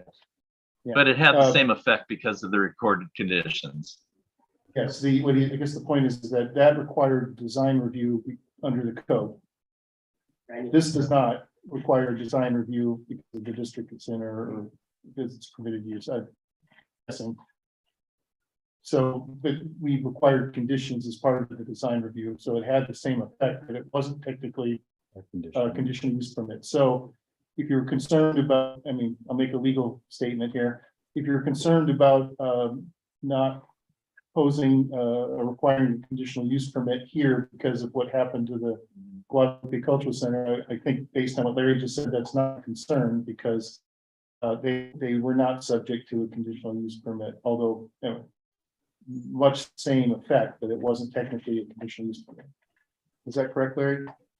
Yes, you got it right. Will we get sued later? I just told him to get in mind, so. Okay, we have before us, report, yeah, right, thank you. We're gonna close the public hearing. Any other comments out there in public? Comments? Good. So we'll close the public hearing at 7:37. Thank you for your time. Thank you. Hey, we got some more to do. What's the wishes of the council? Want to discuss a little more?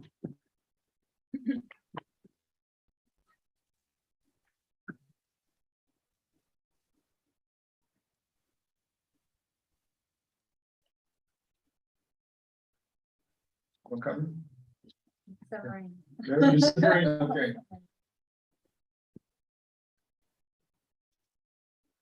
Yeah, I think on the positive side, it's a new endeavor, it's a new type of activity. It's one that will help that downtown area. I think the biggest issue right now is at CUP and perhaps the parking, but again, like Mr. Robus mentioned, there's after 5 and 6 o'clock, there's ample parking. I don't think that is an issue. I think that's a day problem can become a tomorrow problem real fast. What, parking? Yeah. I don't think so. Yeah. I don't see anybody developing anything on that lot next door to the old Napa. Yeah.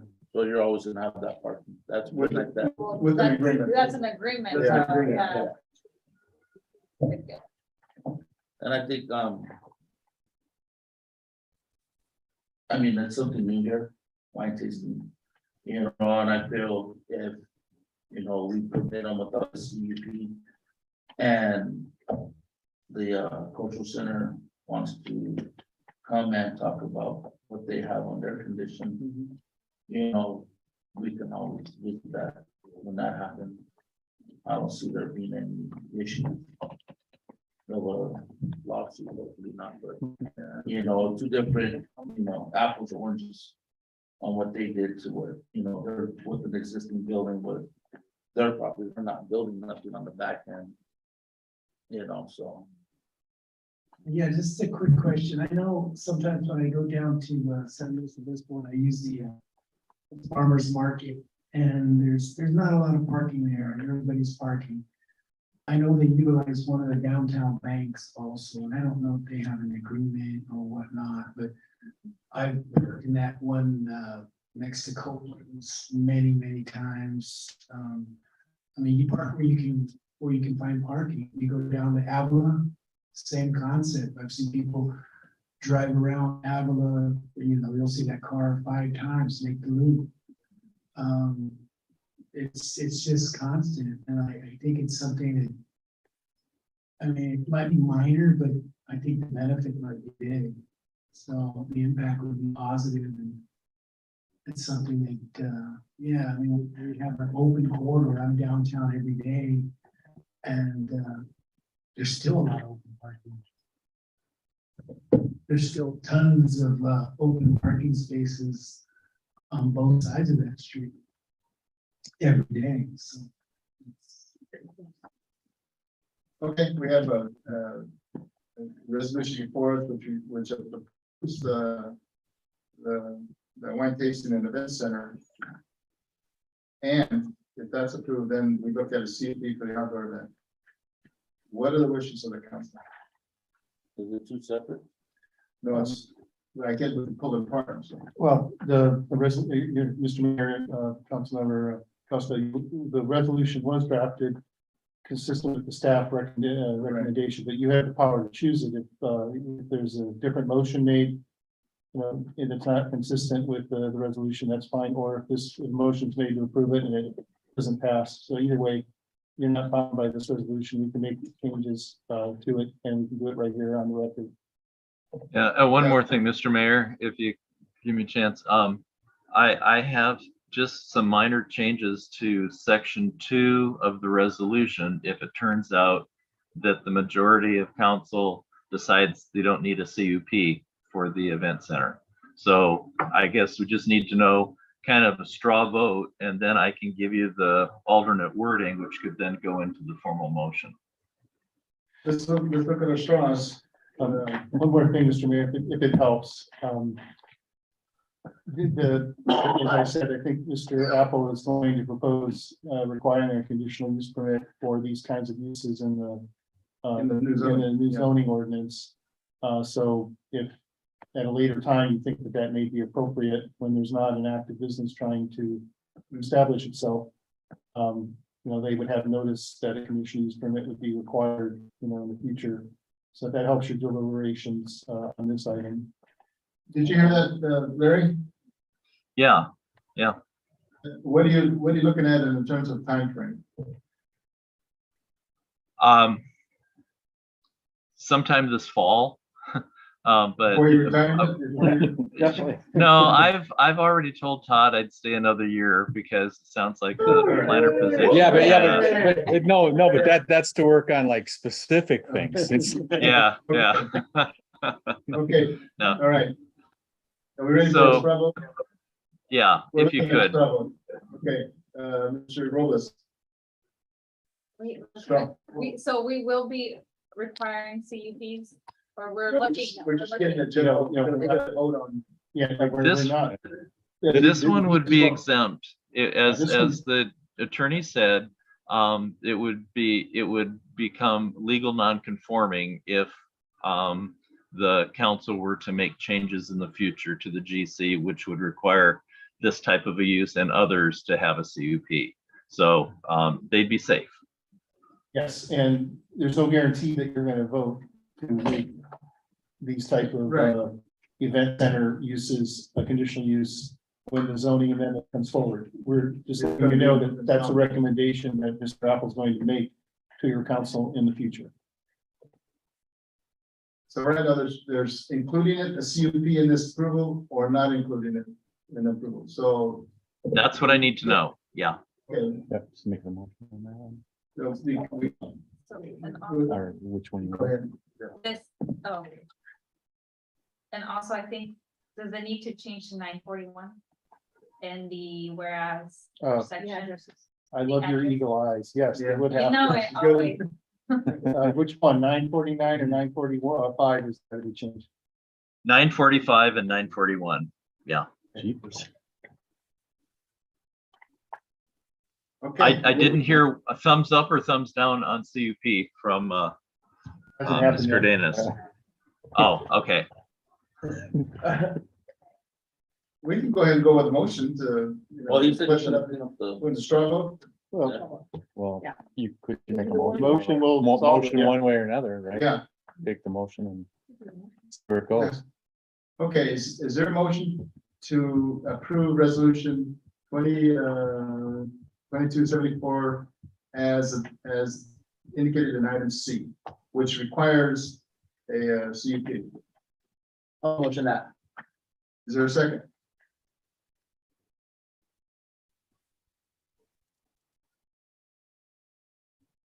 Guys, for looking second. Is there a motion to approve adopt this resolution with revisions that approves this without the CUP? I motion to adopt this resolution with provisions without a CUP. Is there a second? I'll second that. Any discussion? All those in favor of the motion say aye. Aye. Any noes? No. Four ayes. Um, Okay, so then we need to amend section 2. And it's very simple. I'll just read the first sentence with the new words in it. An event facility is similar to other permitted uses in the general commercial zone district, whether the events are held indoors or outdoors, period. And then you strike the rest of the paragraph. Strike the butt. Good, Bill? Yeah, I'm sorry. Yes. Yeah. All right. Want me to do it now? Mayor, Yes, you said there were four. there's one, no, What, No. Ramirez is no. all right. Move on to regular business. Thank you out there. Thank you. Regular business housing element update, 6th cycle. Oh, another cycle. You know what time is it over there? 10 o'clock, 10:30? It's 10:46. Yeah. All right. That's okay. I stay up late anyway. So are you ready for this one? You're on. Okay. So you recall back in 2019, the council at the time adopted what turned out to be a 5th cycle housing element, which said 2019-2027. And so your planning director thought, great, no more housing elements for this guy. But it turned out, no, it was the wrong cycle and it was 4 years late. So we're staring down right now a 6th cycle, which because of the luck of the draw for Santa Barbara County, our documents, our draft documents are supposed to be done and turned into HCD no later than February next year. They've given us an additional 4-month grace period to kind of clean up any problems and stuff with it, but basically we need to be done by June of 23. So long story short, we tried to find some money through a CDBG grant. That didn't work out. I decided with Todd's direction to get bids to at least see how much this was going to cost. So when I approached your council, I can finish his words. Go ahead, Yes, well, the bid came up just under 250,000 Okay. for that. hear me? You back? Yeah, I just said the bid was. Okay, sorry. It's under 250. Yeah, I stopped talking when it popped out. So hopefully it's good. So we got a bid and it was for $248,000, which I then learned that there was a shortfall in the city's new budget. So it didn't seem to be a good time to ask for a planner or for a housing element. So, continue on. So then he's laid out some recommendations and options. Oh, we lost him entirely. Are you there? I don't think we have many I'm options. back. Can you hear me now? Yes. So in talking to EMC, we learned that HCD has thrown a whole lot of new things that they want in this cycle of the housing element. And for that reason, that's why it was so expensive compared to doing the general plan amendment or a general plan update. So I checked with HCD and I said, hey, we're broke. What happens if we don't follow up and get this document done? And the last page of the staff report pretty much lists the stuff. The simplified version is that we can't apply for additional grants that we've really relied on up to this point. So there's a real conundrum, what can we do to get this document done and not break the bank?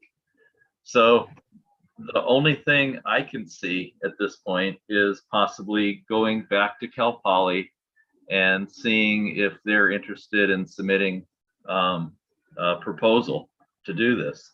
And hopefully that would come in a whole lot cheaper than EMC, but the quality of the work is not the same. And we learned that from the last round that I wasn't able to participate in. So I just wanted to give you those options and just see what direction you want us to start working at, and then we'll go from there. So that's it. Okay, comments, No, you guys- Looks like Todd Berry say something. I don't know if you guys want to do first. Oh, yeah, go ahead. Oh, I was just gonna say that at this point, I think the Cal Poly model might be the best. And the reason I say it is because less is more sometimes. And I feel like for us to have this checkbox done will allow us to be able to apply for additional grant opportunities that we usually need to. But yeah, I think that's just my 2 cents on it, that 248,000 is a lot of money. And I'm sure we're gonna loosely, like we said, go with that. So I think that's my recommendation for that. we'll keep it up here. Comments from the rest of the council? When I was looking at the recommendations, I'm gonna piggyback off the Councilmember Maris. That trying to obtain a proposed from Cal Poly would probably be the best for us right now, because 250,000 we don't have. I mean, unless someone's got a big, Don't pay staff for 2 months. you know, unless someone has a big checkbook, they can just. Donation. You know, I would because I would hate to see us not do this and The grants and stuff. consequences. Yeah. Yeah, that's, you know, we need to be able to get grants out, get certain things done until we start building our tax revenue. Yeah. Gilbert, anything? Yeah, I would also agree. We can't really spend what we don't really have. So, Not again. you know, we're ready on you, so. I'm only gonna get one tire. Take your bike.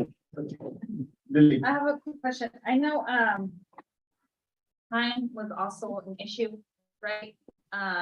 If we were to go Yeah. with Cal Poly, would there be an issue with time? Yeah, I think there would be an issue with time with anyone doing this, because the effort is going to take a good 6 months, I'm guessing, and so that'll put us past the due dates once we get proposals back and contracts and all that sort of thing. But I think what it says to the state is that even though we're broke, we're doing everything we can to follow the state regulations, and we're doing our due diligence by moving forward with this. So it may actually prevent us from submitting some grants, but the sooner we get it done, the sooner we can get back into the cycle of being able to apply. One other question, and this is for, and I know you really wanted to talk to me. So we're broke, we have no money in the general fund. Is there any wiggle room in ARPA for that? For this?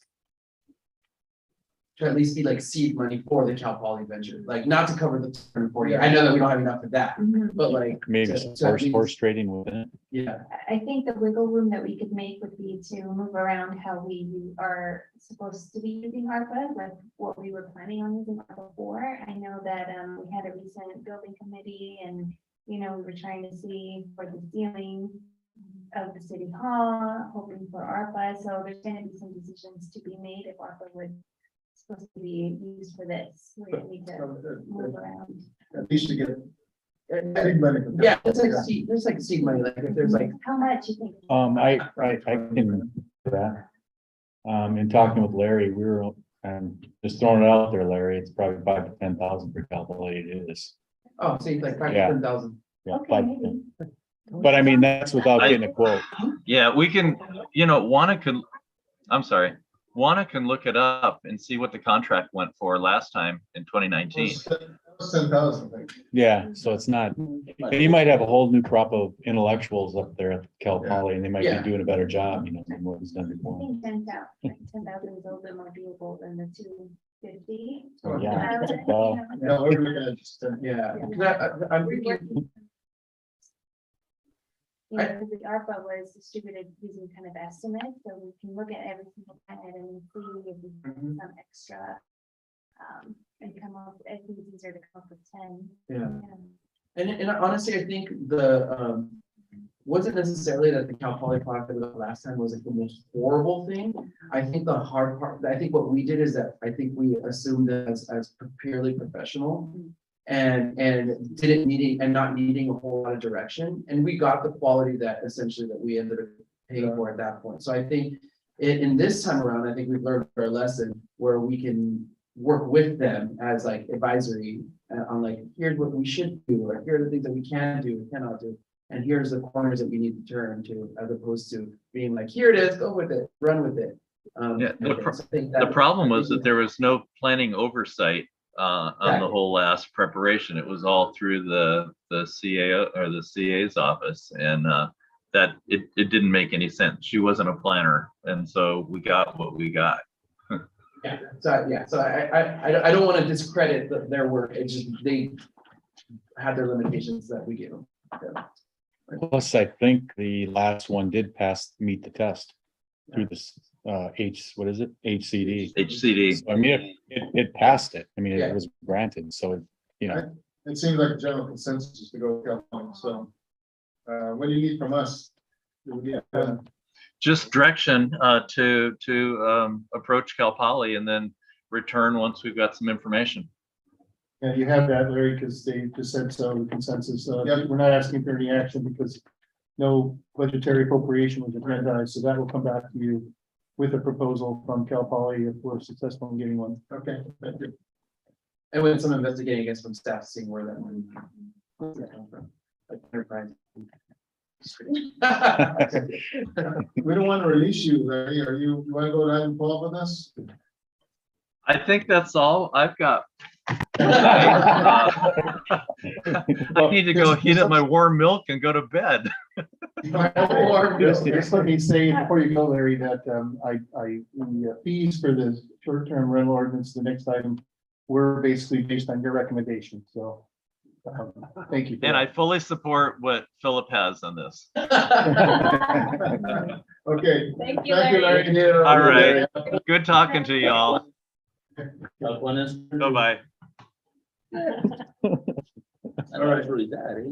We'll No, go ahead it's and fine. call, establish the fees for short-term rentals. Mr. Senegal. Thank you. You folks did a lot of hard work coming up with the short-term rental ordinance, but it left staff with quite a bit to do to implement it. Part of that process involved creation of several forms that did not exist. One of them was the registration form that was created, was created in such a way that will also be used for the annual renewal, which is both are required by the ordinance. There's an initial registration certificate and then an annual renewal form. And then the other form that was created was an administrative use permit application. Now, that form probably should have already existed because we did have, we haven't really used the administrative use permit process. We were going to use it with, for accessory dwelling units when they first, when the city adopted its first ordinance for ADUs back in 2018. But the law changed so quick that the use of an administrative use permit kind of went away. So we actually repealed the chapter. Actually, we left it there as like an orphan or I don't know, a dead branch of the tree. It was on the books, but was not being enforced. So when the short-term rental ordinance, when I started working on that, it occurred to me that the administrative use permit process would be useful for this and maybe some other things. So you revised the chapter for administrative use permits, and now they are potentially available for a number of uses. maybe like, instead of a minor, see, maybe it would have been, under the new zoning regulations. Maybe outdoor event facilities can be, approved through an administrative use permit rather than a conditional use permit process. So that option will be available to you in the future, but for now, the only use that's currently approved for administrative use permits are short-term rentals, specifically unhosted short-term rentals. All short-term rentals will be required to get the registration certificate filed and do annual renewals.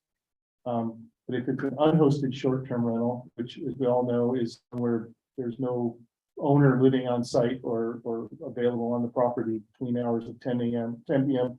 and 6 a.m.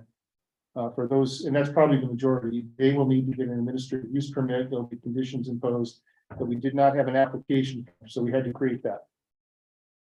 A business license fee, business license is also required for short-term rentals, all of them. That form unfortunately already exists.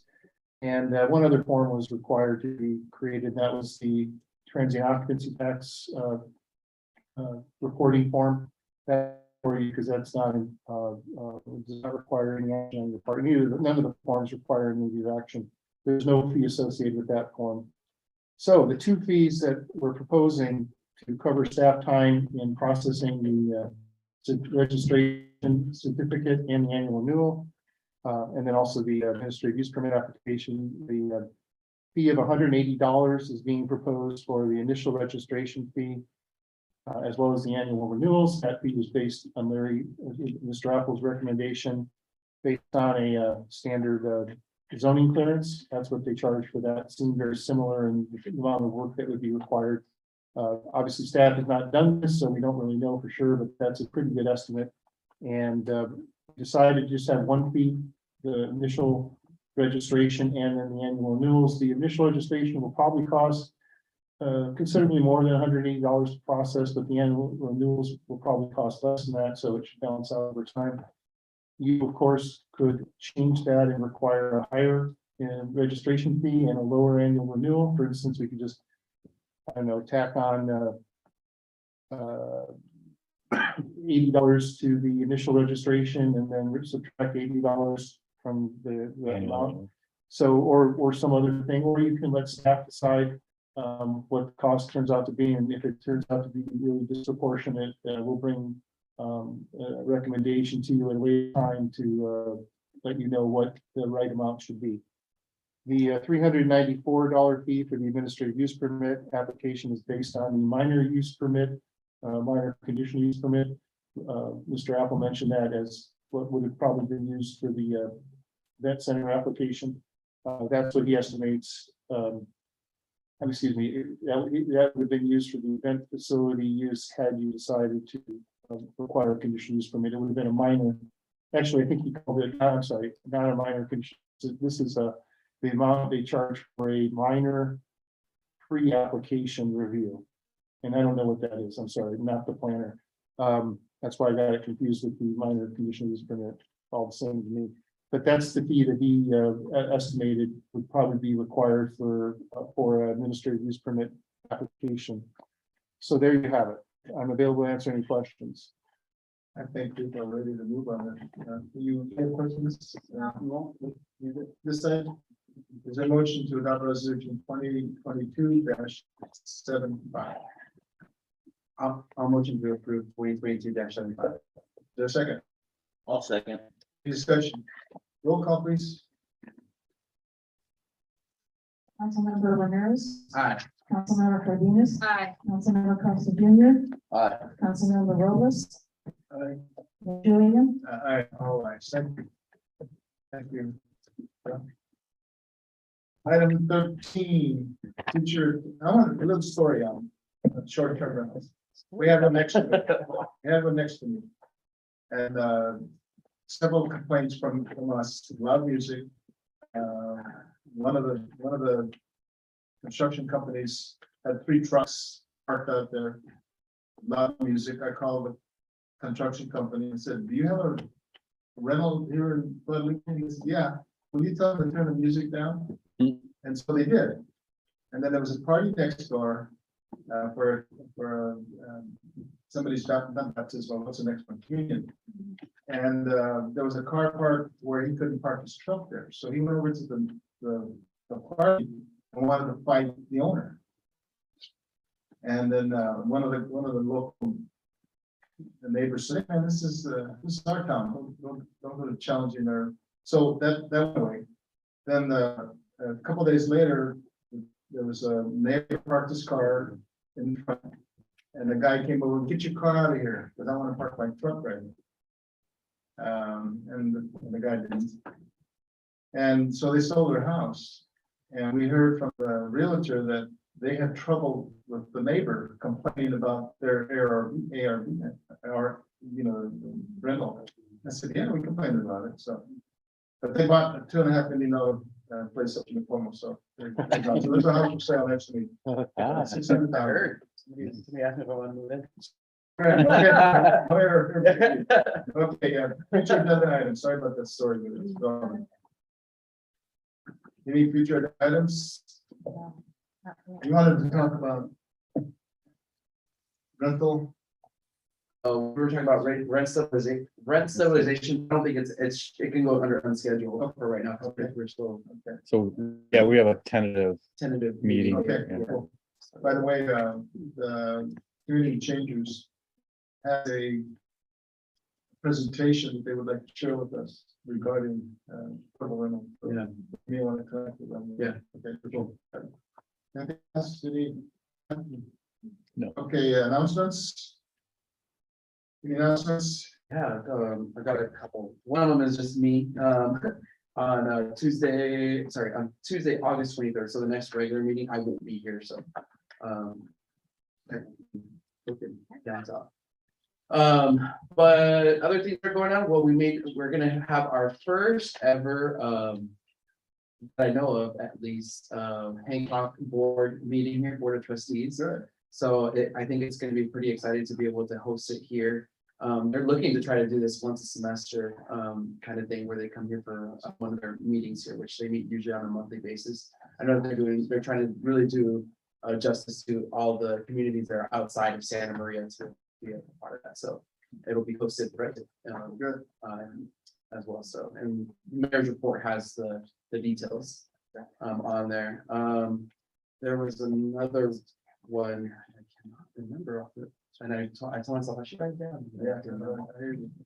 So I will refer to. I will actually also not be here August 23rd. Just for learning you. Let's see, what can we pack on the agenda? Yeah. Any committees?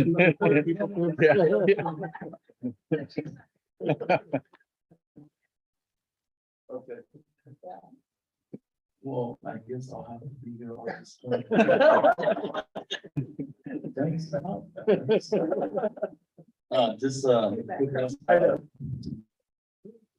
Tomorrow, everybody out there be vigilant in the morning and afternoon. School starts here in our community for our kids. Other than that, that's it. Yeah. So just be very careful in the morning. It's gonna be hectic.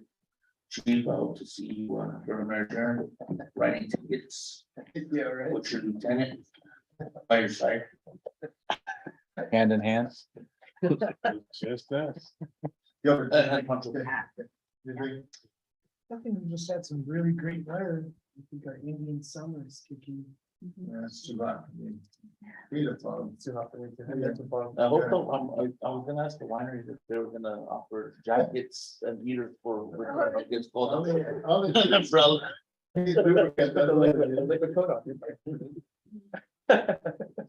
I just went back, we met with the San Bernardino County Affordable Housing Group, quite interesting to see all the development that's in plans for all the county, including us with the Escalante Court, so there's a lot of movement on the building, but it's not enough. There's issues with R1 where you can build ADUs. Santa Maria just does not like that. I don't think many people do because of parking. So where do people live? Anyway, it's moving, that's moving forward, and everybody has the same issue with cost of housing and the lack of housing. Okay, I remember what I was going to say. Okay. I remember, I was like, wait a minute, I knew there was something else. Last Friday, we were able to meet, Los Amigos hosted this, out in the senior center, and it was a coordination of all the nonprofit groups within Guadalupe and the ones that help service Guadalupe as well. So it was very well attended. There was probably about 25 individuals there from like the county, all the, you know, just, there was just really well attended. And the goal of this group is essentially to be able to not only talk about resources that are needed, but with the community, but also the resources that they may have within themselves where they can kind of share amongst themselves. So it was nice. Hannah Fuentes was our representative for the city alongside with myself. We were both there, and there was a lot of really good work that was there for that one too. So yes. Wasn't there also some, there's some grants for them? Or, Yeah, yeah. so, yeah. There was actually some really big hitters that were in this meeting. There was the funnest over there had like their second in command that showed up. They had a lot of people there that were involved at higher levels of their organizations there. So it's great. thanks, Secretary. Adjournment to closed session. Is there a motion? Motion to adjourn. I will second that. Second, any discussion? All those in favor of the motion, say aye. Aye. All ayes. Got a 5-minute break. Thank you, ladies and gentlemen. Oh, wow. So we need to get that off. Yep, I can do that. Thank you. Get owl off or